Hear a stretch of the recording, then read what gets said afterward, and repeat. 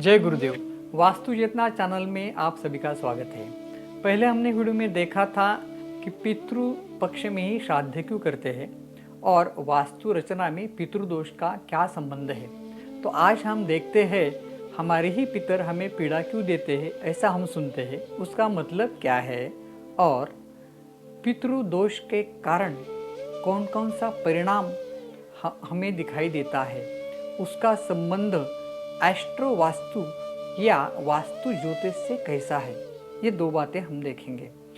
तो पहली बात है, हमारे ही पितर हमें तकलीफें यानी पीड़ा क्यों देंगे।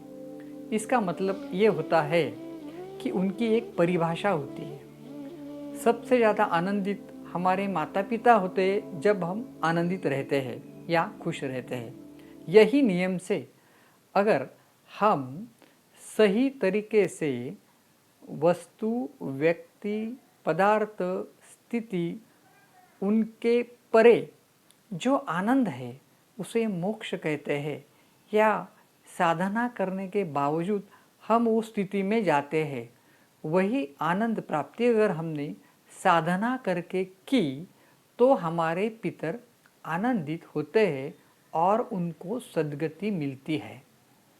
महाराष्ट्र के बहुत बड़े संत है संत ज्ञानेश्वर जी, उनके हरिपाठ में भी एक पंक्ति है,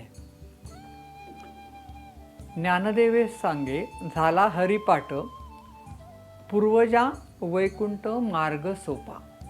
इसका मतलब है, अगर आपने हरि का पाठ यानी हरि का अगर स्मरण किया तो आपके पूर्वज जो है वो वैकुंठ में जाते हैं।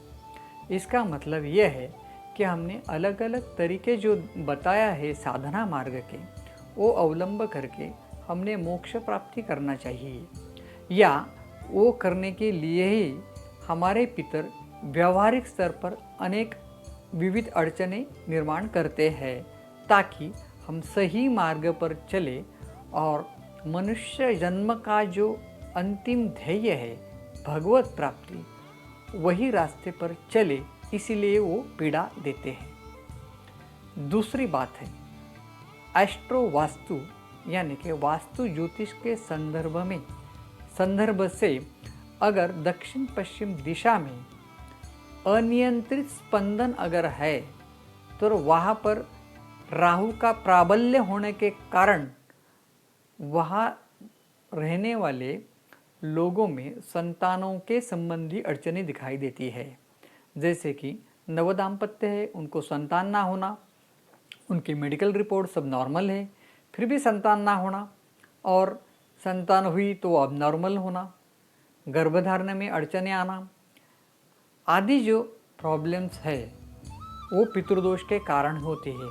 और शारीरिक और आर्थिक स्थिति अच्छे होने के बावजूद भी अलग अलग तरीके के कलह होना, ये भी पितृदोषों का ही कारण है। इसलिए दक्षिण पश्चिम दिशा में वास्तु दोष का निवारण करना बहुत ही आवश्यक है। इसी के साथ साथ आप जरूर साधना के प्रयास करें, वास्तु दोष का निवारण करें, और पितरों के स्वामी श्री गुरुदेव दत्त, उनका भी अगर नामस्मरण किया तो भी पितरों को सद्गति मिलने में मदद ही होती है। जय गुरुदेव। धन्यवाद।